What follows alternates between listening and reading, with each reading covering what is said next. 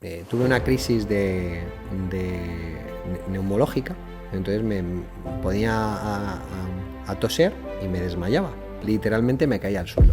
Teníamos que desbancar al líder cuando me contrataron y al final lo conseguimos. Conseguimos multiplicar las ventas por 3 y los beneficios por 8. Pero luego, si quieres que me quede, pues a mi papá le dije: haz una herencia en vida. Cuéntanos un poco cómo era que tu padre fuera tu jefe. Yo en más de una ocasión entré en el despacho de mis hermanos y dije: yo me marcho.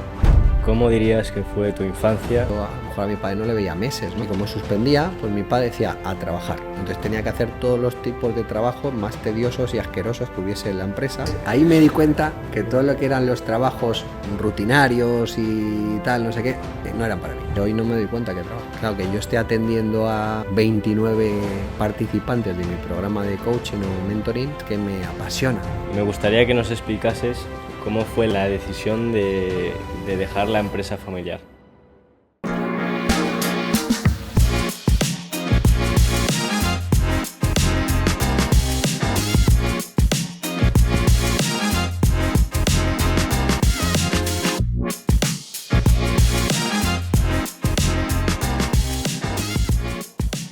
Bueno, hoy, como podréis ver, tenemos un podcast algo diferente de los que venimos haciendo hasta ahora.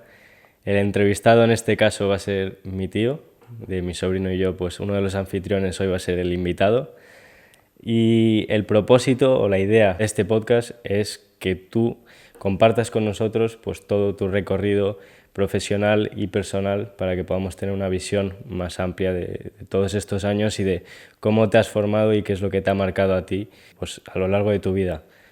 Entonces, José, no sé si quieres comenzar con la primera pregunta para... Sí, bueno, pues yo quería que nos comentaras cómo fue tu vida, porque naciste en Madrid, me has comentado antes, pero ahora estás viviendo en Galicia. Bueno, efectivamente, en mi casa, cuando yo me presento en público, digo: mi mamá es catalana, mi padre, que en paz descanse, es madrileño, mis hermanos canarios, mis 2 hermanos canarios, y Jorge y yo madrileños, así que, y mis hijas gallegas, así que digo un poco de, pues soy ciudadano español. Y así que bueno, yo viví en Madrid 27 años, luego me fui un año a Australia y luego desde entonces, ahora voy a cumplir 50, pues vivo en Galicia. Llevo 21 años viviendo en Galicia. ¿Qué es lo que te trajo a Galicia? Aunque yo ya lo sé, pero para que lo compartas. Bueno, yo estaba en Australia y yo no tenía la intención de venir a Galicia. Yo tenía la intención de formarme y luego seguir trabajando en Madrid. Yo había estudiado pues una especie de FP y tal en publicidad y una especie de FP se llamaba TAFE en Melbourne. Y había estudiado allí publicidad y en Madrid relaciones públicas. Y entonces, bueno, pues estaba orientado a estar viviendo en Madrid en cualquier área comercial. Yo había empezado a vender temas publicitarios, pero al final, pues con la inquietud que tenía y demás, pues yo lo que quería era ganar pasta y vivir y disfrutar de la vida y sus placeres, como diría mi mamá. Y entonces, bueno, pues iba a vivir ahí. Entonces mi familia, yo había tenido un periplo en Madrid, en Torrejón, en una fábrica de empanadillas. Y entonces había estado allí casi 3 años o 2 años y pico y tal.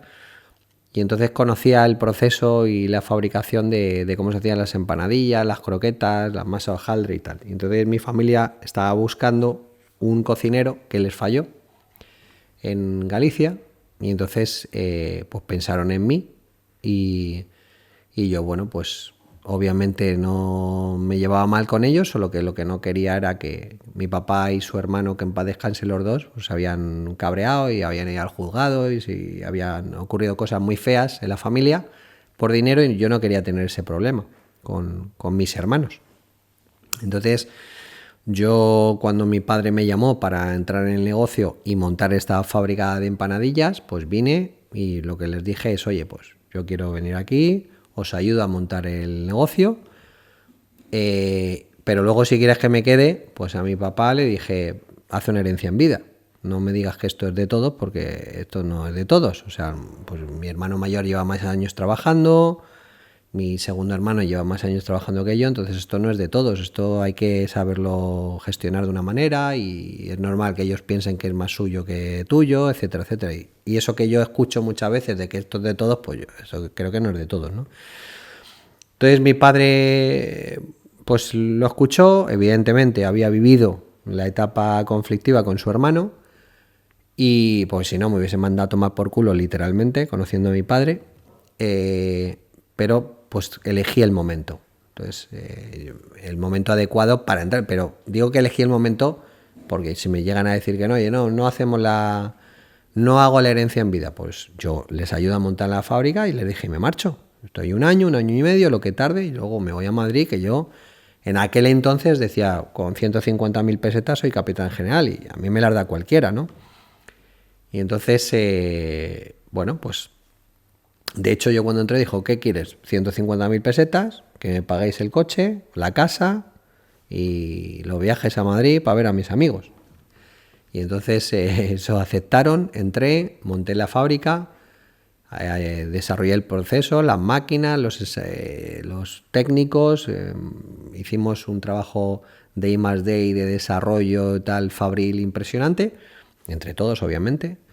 Yo cuento la anécdota siempre que cuando yo entré a la fábrica de la familia, pues yo había estado en una fábrica de empanadillas en Madrid, pero era como estar en una escudería de Fórmula 1, como estar en Minardi y pasar a Ferrari, ¿no? O sea, con todos los medios, con ingenieros, con técnicos y tal. Entonces yo sabía pues hacer una empanadilla de batalla, por así decir, hacer la mejor empanadilla del sector, aunque suene a cachondeo empanadilla y demás, pero teníamos que desbancar al líder cuando me contrataron y al final lo conseguimos y conseguimos desbancar al líder y hacer de la fábrica una fábrica rentable y eso fue un trabajo muy duro pero que a mí me satisfizo mucho y es uno de los récords que yo tengo como profesional.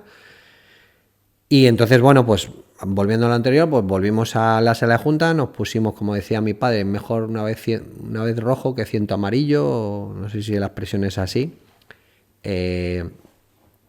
Y entonces nos sentamos y mi padre pues tuvo a bien a dividir la empresa entre todos, lo hizo como buen contable y matemático que era, pues lo hizo de una forma muy justa y equitativa y computando los años que sí habían trabajado unos y que no habían trabajado otros y también teniendo en cuenta que el perfil de cada uno. Sabía perfectamente que uno se iba a contentar con... Digo, porque evidentemente no podía hacerlo matemáticamente equitativo. Primero porque no sería justo, pero luego porque pues si yo entraba con un 0 y me dabas un 15, pues entonces yo iba a ser el tío más feliz del mundo, ¿sabes? O sea que...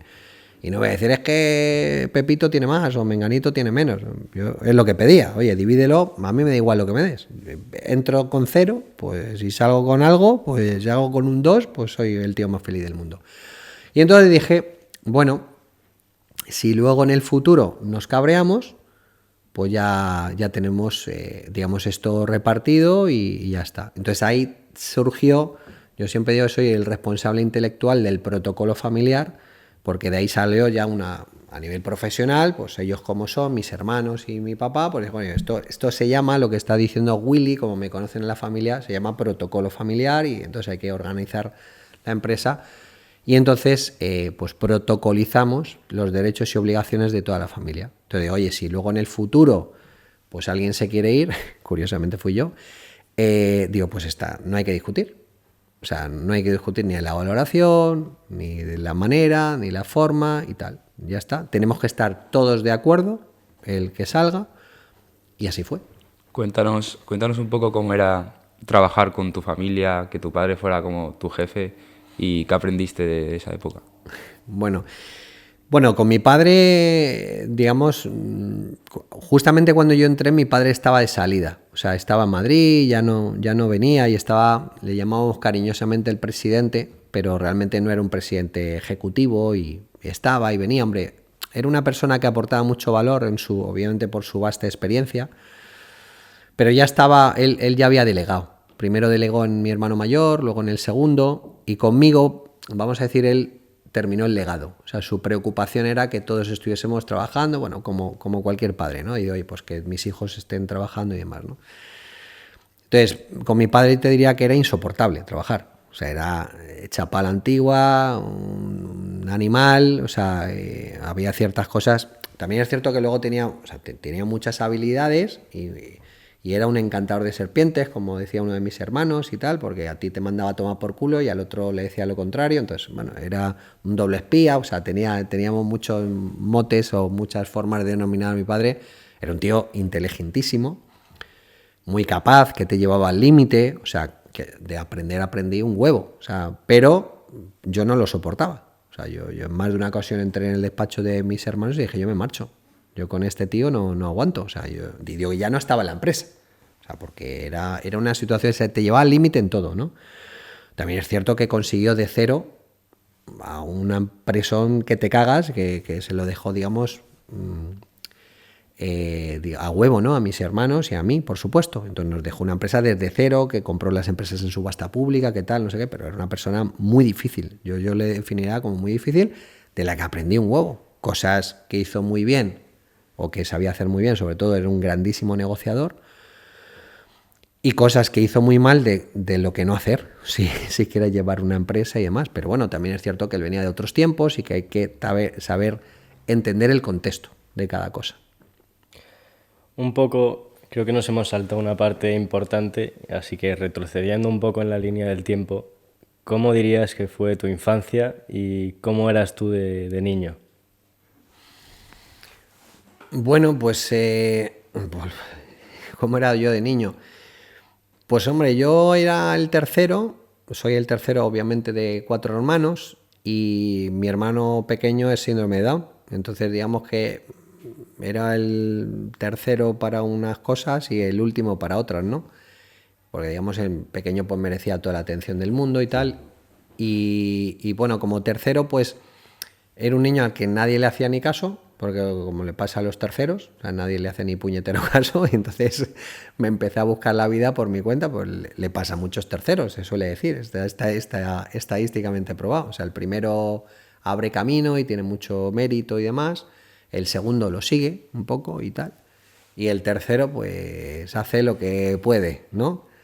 Insisto, en una familia pues con una salud financiera y demás, y bien, y bastante estable, que no hay que decir absolutamente nada de...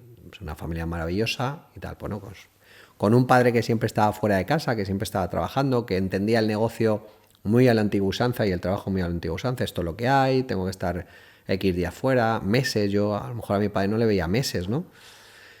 Y bueno, siempre con mucho estrés y que venía y que se iba y tal, no sé qué, operaciones siempre ahí, el último límite. Entonces, yo era un chaval feliz que iba a mi puñetera bola. Bueno, yo creo yo por lo que me cuentan que era bastante rebelde y que bueno, luego lo mantuve la rebeldía. Pero bueno, feliz y contento y disfrutando de la vida y tal, y siempre con una sonrisa, y que para mí era muy importante el sentido del humor y el buen rollo y que bueno, y que cuando poco a poco me fui incorporando al mundo laboral, pues buscaba eso, buscaba que estar cómodo, estar a gusto. O sea, de lo que yo recuerdo como niño, pues era eso.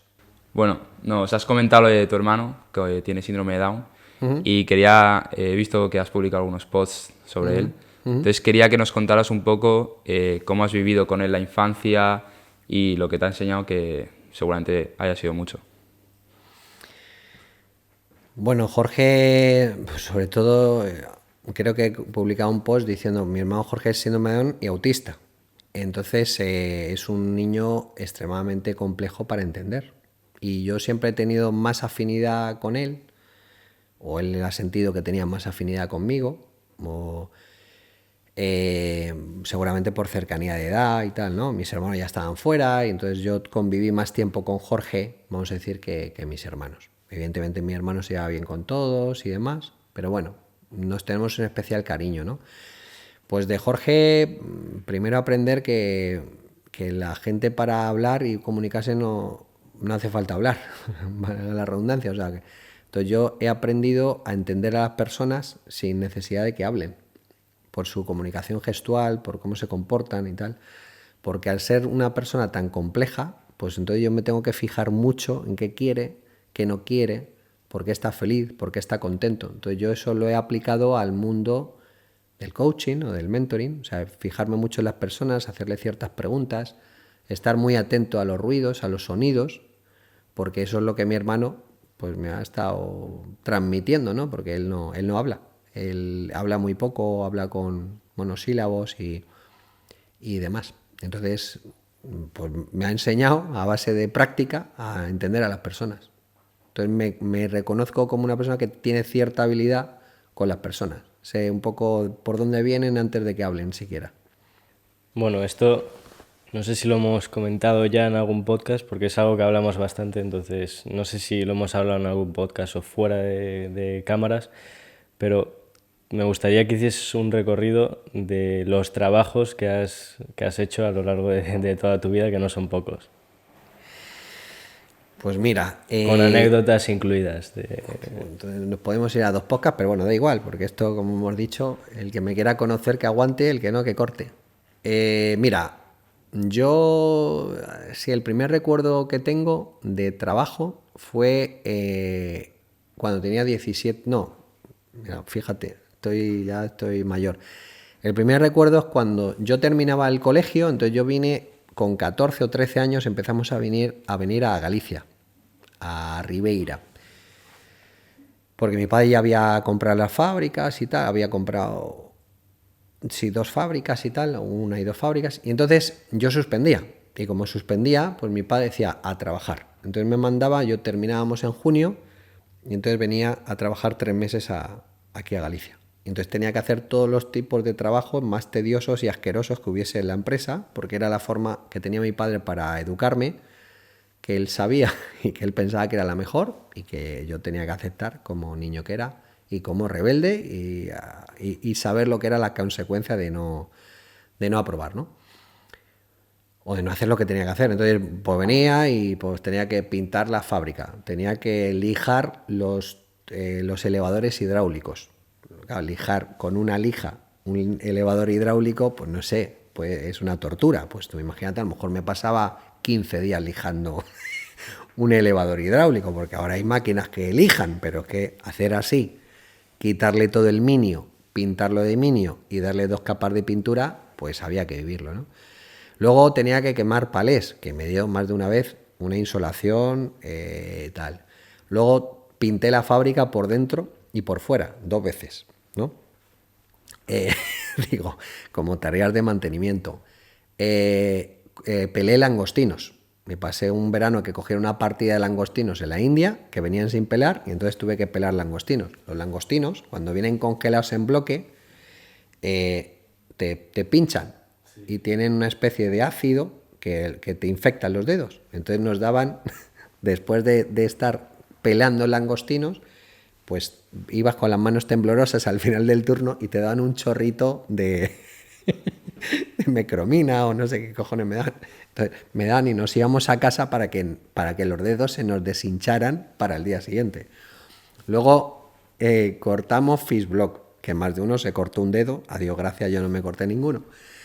Claro, eran otros tiempos en materia de prevención laboral en todos los sentidos, claro, pues yo tenía 14 años o 15. Luego me acuerdo a propósito de prevención, me acuerdo que mi padre también, que era un chapuza, pues habíamos vendido una partida de calamar a Alemania.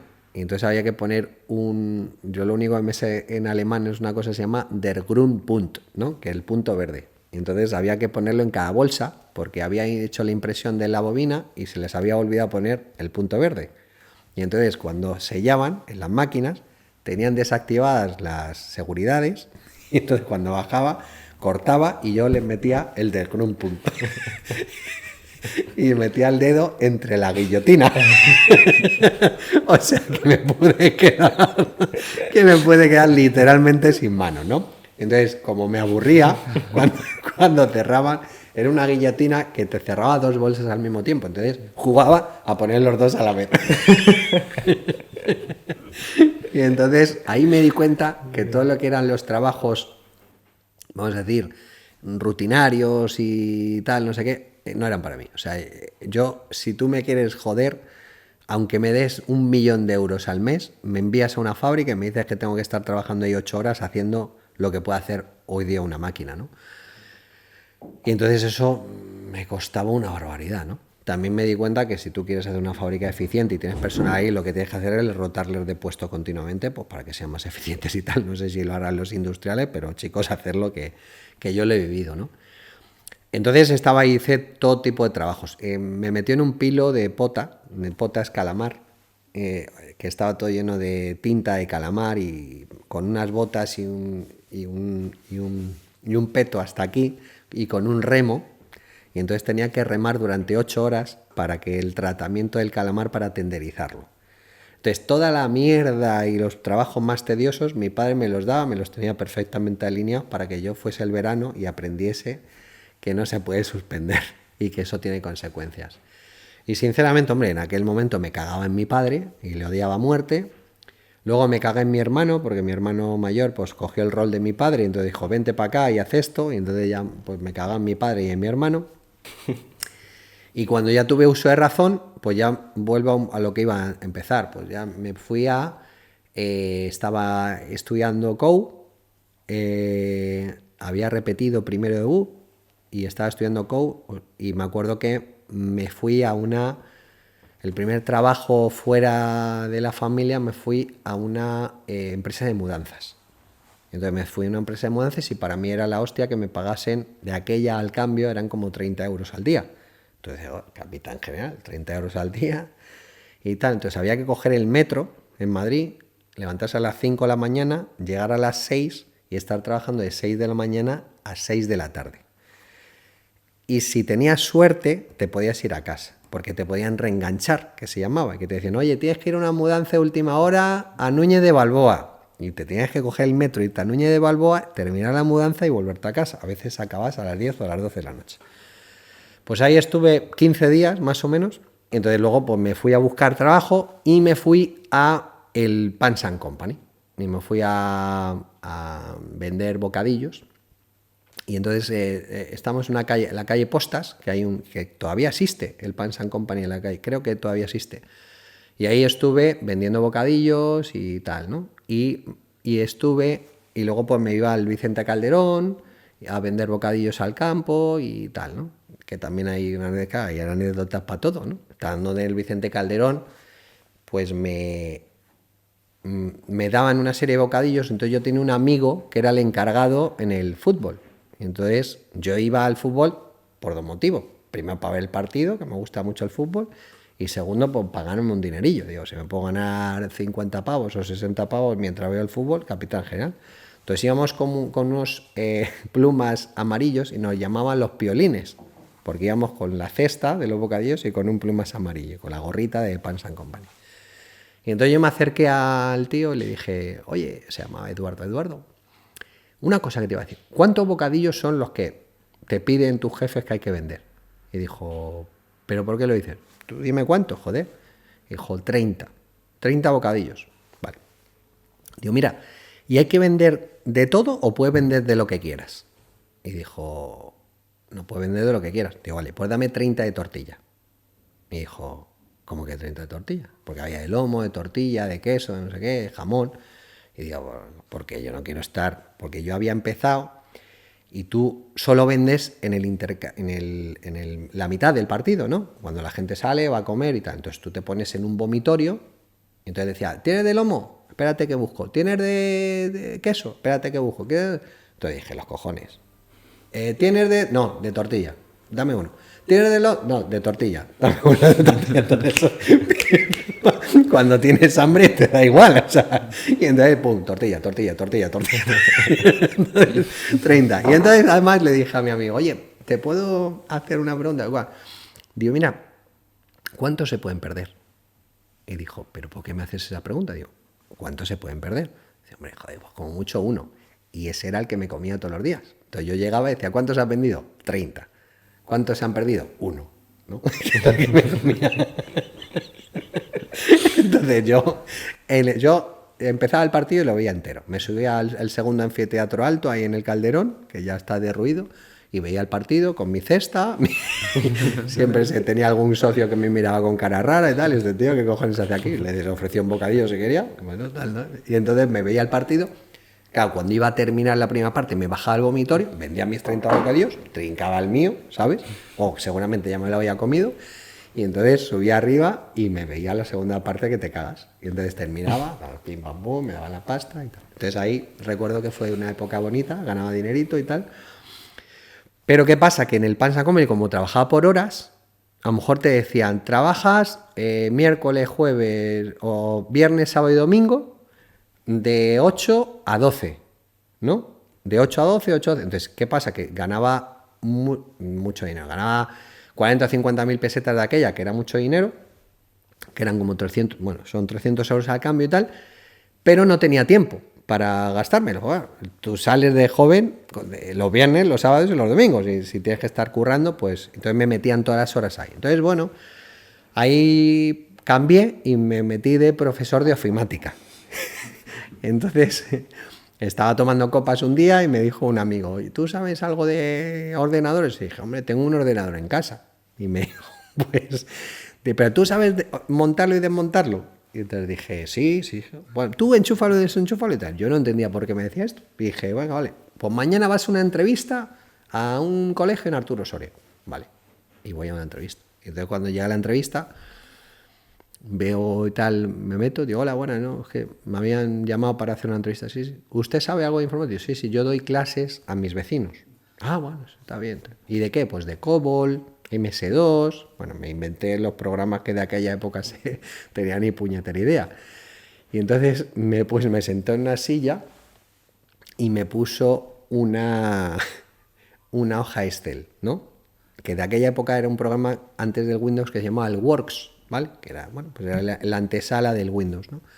Y dentro del Works pues estaba este no se lo llamaba, hoja de cálculo de Works, no sé cómo lo llamo, pero bueno, era lo mismo, solo que un programa un poquito más antiguo, el Works 4.0. Entonces me puse una hoja de cálculo y yo estuve con el cursor bajando y subiendo izquierda y derecha, y me puso una tontería, una suma y tal, pero yo no sabía ni sumar ni restar, bueno, no iba a decir ya en papel, pero ahí digo, joder, ¿y cómo se hace? Y era una fórmula tonta que me había puesto. Y entonces se me acercó el tío y dijo, pero esto no sabes y tal. Esto. Y dije, es que este programa no lo he dado. Y entonces me dijo, bueno, pero joder, ¿no lo has dado? Y digo, no, es que yo soy más de COBOL. Y COBOL era una cosa, un tema de programación arcaico. Y, bueno, tal. Entonces ya estaba yo diciendo, ya me va a decir que me vaya a casa. Y ahí de repente se me iluminó la cara y había visto ahí 10 o 12 tíos que estaban dando guerra y como éramos los malos de la clase y eso era yo, y entonces me sentí identificado. 10 o 12 chavales. 10 o 12 chavales. Entonces me levanté y di dos grandes palmadas. Y dije, ¿qué pasa aquí? ¿Quién quiere no aprender informática? Y entonces se me quedaron todos mirando y esos de 30, 11 levantaron la mano. Y dije, tengo aquí unos disquetes con unos juegos maravillosos, ¿no? Entonces me los llevé a todos y les puse en el West Bank y tal, una serie de juegos que yo jugaba muy habitualmente. Se lo pasaron todos de puta madre y me vino el gerente de la empresa de ofimática y me dijo, oye, a ver, o sea, en contenido estás flojo. Dice, me dio el libro con el curso y dijo, léetelo y tal, bien, ¿sabes? Antes de la clase y mañana empiezas. Dice, pero veo que maneja bien a los chavales. Y así es como empecé con ofimática. Cuéntanos la historia de tu primer día dando clases. Sí, no sé si fue el primero o uno de mis primeros días, porque tenía que dar una clase de 1 hora y media a 14 personas en un colegio, creo que en Velilla de San Antonio. Y yo iba con mis ordenadores portátiles, los montaba, que por eso me había hecho la pregunta a mí el que me colocó aquí, ¿no? Óscar Duque, por cierto, si lo ves. Y entonces yo los montaba y tal, no sé qué. Y entonces cuando montaba los ordenadores, pues, oye, ¿de qué va la lección? Pues había que hacer un texto y había que hacer en negrita, colocar en negrita, subrayado y justificar. Y eso era la clase. 1 hora y media. Digo, coño, 1 hora y media, tío. Esto en 10 minutos se hace y luego me falta la hostia de clase, ¿no? Total, que llegué a casa y les preparé 4 folios por las 2 caras a letra 7 de tamaño, ¿no? Time New Roman número 7, o sea, chiquitita, que había que escribir y claro, como no tenían ni puñetera idea, estaban todos así, ¿no? Y dijo, pero profe, ¿hay que escribir todo eso? Digo, sí, hay que ir practicando, hay que irse soltándose en el arte de escribir. Entonces, ¿no? Entonces eran 4 folios, ¿no? Y luego había una tía que la tenía mucha tiña, que sabía un huevo, ¿no? Y la veía... O sea, que iba toda hostia. Yo me estaba poniendo los nervios. Estaba diciendo, Dios mío, macho, pero Dios mío, esta tía me va a caer. Y boom, boom, boom, y boom, boom, boom. Y digo, jo, esta se me va a joder, esta me jode. Total, que en un momento de nerviosismo salgo fuera y había unos machetes de la luz y entonces hago clase y bajo. No. Cuando llevamos 1 hora de clase, entonces no había acabado ni la buena. Entonces levanto los machetes y entro como si no hubiese pasado nada. Dicen, profe, que se ha ido, joder, que se ha ido, pero profe, ¿qué ha pasado? Y dije yo, un virus, macho, un virus. Y claro, en aquella época no tenía nadie ni puta idea. Y entonces, digo, un virus, y sí, digo, ¿habéis guardado? Y dice, pues no, joder, tal. Digo, primera lección, hay que... Y entonces me dijeron, ¿qué hacemos ahora, profe? Hay que empezar. Hay que empezar. Entonces esa que la tenía mucha tiña, joder, se cagó en todo el campo. Y casi acabó. O sea, casi no me dio tiempo ni aplicarle lo del subrayado y la negrita. Al final dije, bueno, venga, dejarlo ahí que os lo explico, porque si no, no iba a acabar la lección. Y ese fue mi primer día de clase, claro, y luego ya iba muy preparado. Una cosa que una vez me dijeron es que alguien aprende mucho cuando tiene que enseñar, porque tiene que aprenderse muy bien todo, claro. Pues una vergüenza llegar ahí y saber menos que el alumno. Entonces yo iba muy preparado y así es como aprendí yo ofimática. Bueno, pues dejando ya estas anécdotas, que hay muchas más y muchos trabajos más, pero tampoco vamos a estar aquí 1 hora hablando solo de eso. Sí. Me gustaría que nos explicases cómo fue la decisión de dejar la empresa familiar, porque entiendo que no es una decisión fácil y que cuesta dejar el legado que tu padre ha ido construyendo y que tus hermanos están siguiendo. Entonces, ¿cómo fue esa decisión?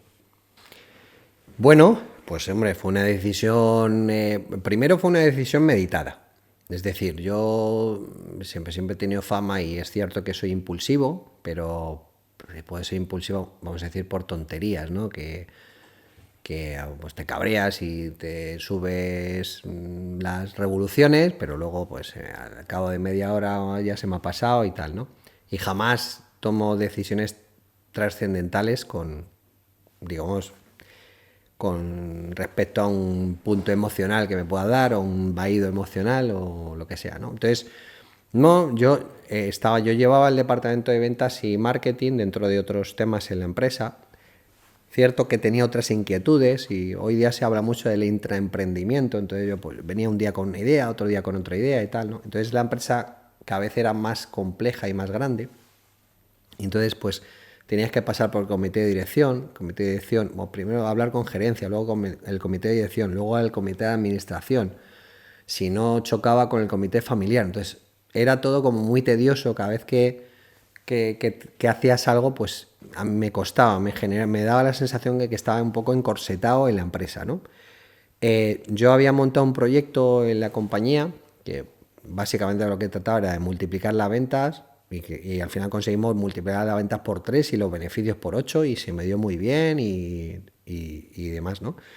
Pero también es cierto que se me dio muy bien, pero me obcequé y me centré tanto en el negocio, pues que hay otras áreas de mi vida, como es la parte de salud y la parte familiar, que tenía totalmente desatendidas y tenía un carácter pues para darme de comer aparte. O sea, realmente aguantaba la empresa porque era el hermano porque en cualquier otra empresa me hubiesen echado a la puñetera calle, claro, porque tenía un carácter indómito y tal, porque tenía un estrés que estaba, como se suele decir, en mi punto de incompetencia álgido, ¿no? O sea, yo me responsabilizaba mucho lo que tenía que hacer y tal, conseguía los objetivos, pero si tenía que pasar por encima de mi hermano, pasaba y me lo cargaba y tal. O sea, era demasiado agresivo y estaba muy muy estresado y muy, bueno, pues con mucha ansiedad y tal, ¿no? Entonces yo ya estaba incómodo en esa situación y el último año que estuve en la empresa tuve una crisis de neumológica, entonces me ponía a toser y me desmayaba. O sea, podía toser y entonces literalmente me caía al suelo. Pero entre 25 y 30 veces al día. Entonces, coño, si eso no es un aviso del cuerpo, que venga Dios y me lo diga, ¿no? Entonces, estaba estresado, coincidía que había montado la empresa, que había montado la empresa de hostelería en Madrid, que tiene un restaurante en Madrid, que iba una vez a la semana, cogía el avión el viernes después de estar toda la semana trabajando en Madrid, estaba viernes, sábado y domingo, y el lunes me cogía otro avión y me subía a Galicia a llevar un departamento comercial de 15 personas y en Madrid pues un proyecto, que no era un restaurante, era un proyecto de un tema de restauración que había montado y tal, ¿no? Entonces estaba un momento muy estresado, muy incómodo, porque dentro de la empresa ya había una forma muy profesional y bueno, con los, digamos, los medios lógicos, ¿no? Y sobre todo de ejecución para montar todo, y entonces estaba incómodo. Entonces yo levanté la mano, tuve un momento de una crisis de honestidad, como suelo decir, y dije, oye, chicos, yo es que estoy incómodo aquí, yo me quiero ir, Evidentemente esto es la versión rápida, ¿no? Yo me senté con ellos, como siempre hago las cosas bien, y entonces convoqué un comité familiar, vino mi papá, mis hermanos y tal, no sé qué, intentamos buscar pues una solución y yo dije, mira, yo es que me marcho. A mi padre casi le mato, porque obviamente, pues habíamos contado antes, ¿no? Que el tío lo que quería es que estuviesen sus 3 hijos, como es normal. Mis hermanos obviamente al principio pues no lo entendían, pero bueno, pues al final era mi voluntad y como me dijeron ellos, oye, hay dinero en caja, hay un protocolo, no hay nada que discutir, pues es el momento. Si te quieren marchar, anchas Castilla, márchate. Y entonces me marché. Y intenté hacerlo de la manera más profesional posible. Es decir, yo lo comuniqué en junio del año 2016 y luego hablé con el jefe de prensa, le pedí un comunicado, se lo pasé a mis hermanos, digo, oye, leerlo, si os parece bien. Luego dijo, oye, yo propongo a mi hermano Julio de directo que haga mi puesto, si os parece bien. Si os parece bien, yo estoy con él 6 meses yendo a todos los clientes y diciéndole lo que va a pasar y demás, y en enero del 17 me marcho. Y entonces, pues, ¿cómo fue? Pues fue muy traumático, porque tú le estás diciendo que no a una persona que quiere mucho, pero lo estás diciendo que no seguramente para que la relación sea mucho mejor. Y el tiempo, pues yo creo que nos ha dado la razón a todos. O sea, hombre, para mí ha sido, a partir del 1 de enero del 17, ¿qué haces? ¿No? Sí, tienes mucho dinero, yo vendí las acciones, pero tienes que rehacer tu vida y tal. Entonces el primer año fue muy complicado para mí, porque, bueno, estaba desubicado. ¿Qué hago ahora? ¿Qué no hago? Tal. Y luego, pues, bueno, pues poco a poco pues ya vas estabilizando. Y luego la relación, pues, como cualquier otro día, no sé con quién hablaba, que es como una relación de pareja. Oye, pues si tú te separas, vamos a decir, te separas bien, ¿no? Pero siempre hay, o sea, emocionalmente, pues tampoco es, venga, estupendamente, venga, pues es que me llevo muy bien con mi pareja. Te va muy bien a partir del segundo año, hombre, tercero, bueno, pero hay un momento de duelo, hay un duelo de que uno no lo entiende, otro no sé qué, uno se cree que lo ha hecho mejor que el otro, sí, y cosas así.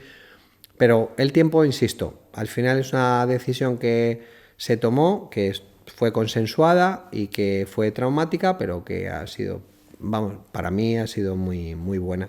Muy buena y para nuestra relación mucho mejor. Y no quería, y una cosa que yo anteponía ante todo es que no quería que pasase nada en la relación con mis hermanos. No quería que pasase lo que había pasado con mi padre y su hermano. Y ese fue el objetivo y lo cumplimos y aquí paz en el cielo gloria. Y después los hechos son pues que mis hermanos hemos colaborado en algunas cosas, en algunos negocios, en temas inmobiliarios, en no sé qué. Ahora con el programa, pues ellos son mis clientes, con lo cual, bueno, pues la relación no hay nada que decir más, sino todo lo contrario, que como es la empresa de mis hermanos es excelente, pues ha sido excelente incluso ante la salida de uno de los socios y hermanos de la empresa. Bueno, yo te quería dar la enhorabuena por eso.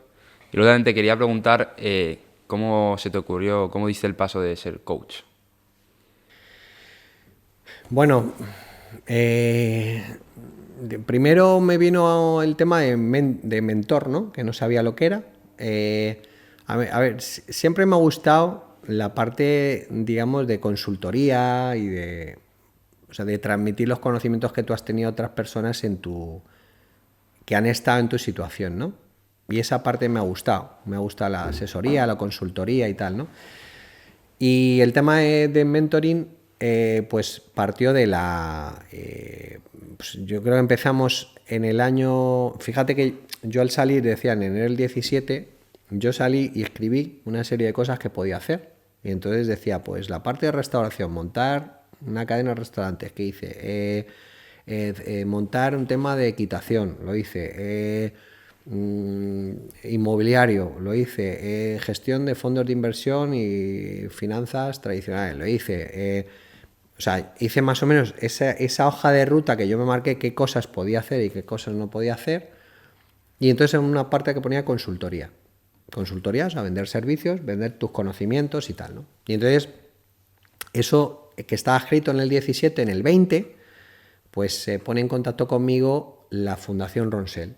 La Fundación Ronsell tiene un programa de ayuda, pues, a gente para que sea autoempleado, para pequeños empresarios, medianos empresarios o grandes inclusive, y luego gente que está en riesgo de exclusión social y tal. Entonces le hacía falta mentores, ¿vale?, que tuviesen experiencia para ayudarles en este proceso. Y así empecé.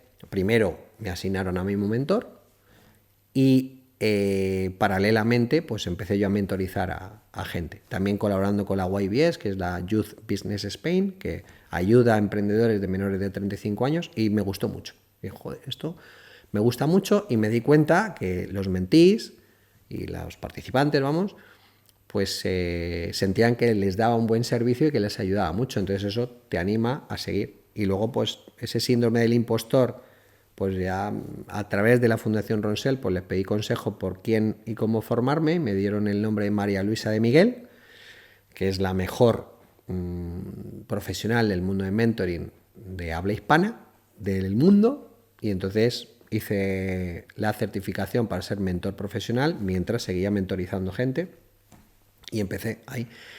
Y luego posteriormente pues contactó conmigo el LMI International, que es una empresa de coaching, de programas de coaching. Hice el programa de coaching y luego pues me ofrecieron ser coach, y así todo vino seguido.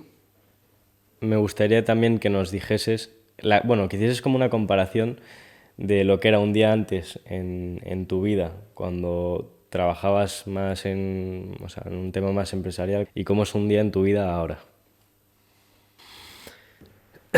Bueno, pues un día en mi vida era coger y llegar a Congalsa. Daba igual a la hora que llegara. Yo en Congalsa, aunque llegase a las 10, a las 7 ya estaba trabajando. O a las 6 ya estaba trabajando. O sea, yo estaba trabajando todo el día, atendiendo llamadas de teléfono, los comerciales, no sé qué, historias, emails, todo el día. 12 horas al día, non-stop. Sábados pensando en la empresa, domingos pensando en la empresa, viajes, ferias. O sea, ha sido un trabajo, yo en la empresa familiar he estado 15 años, pues muy intensivo de dejarte la piel y demás, ¿no? Ahora, el otro día le preguntaba a mi hija, ¿no? Y entonces me llamó la atención y decía, no, es que está trabajando siempre. Pero la diferencia, ¿cuál es? Que hoy no me doy cuenta que trabajo. O sea, hoy, claro, que yo esté atendiendo a 29 participantes de mi programa de coaching o mentoring, pues es que me apasiona. Entonces, bueno, pues ahora a lo mejor lo que tengo que hacer es de vez en cuando levantar la mano y aplicar las píldoras que yo imparto, y oye, pues también prestar más atención. Pero sí es cierto que, por ejemplo, ahora mismo gasto el doble de tiempo con mi familia, me preocupo por mi salud, estoy 20 kilos menos de lo que pesaba cuando estaba en la empresa, bueno, pues me encuentro muy bien, claro, y luego sobre todo tengo muy claro que la vida hay que disfrutarla sin ser egoísta y ayudando a todos los que puedas, y que además gracias a que tengo una vida privilegiada, pues mi misión es ayudar a todas las personas que necesiten mi ayuda. Entonces esa es un poco la diferencia. Pues no sé si José quieres hacer alguna pregunta más. Pues bueno, una última pregunta. ¿Cómo se te ocurrió hacer el podcast y cómo lo estás viendo? Bueno, pues se nos ocurrió porque estaba con Dani hablando, estábamos en Andorra y entonces él me preguntó que qué podía hacer porque tenía uno de los indicadores de Lane que no sabía cómo cumplir, que era el tema de la facturación y demás. Y yo... Lane es la carrera que estudiamos, para aquellos que no la conozcan. Pequeño inciso. Hoy ha sido la primera vez que no te pregunto por los 3 objetivos, pero bueno, vamos a dejarlo ahí.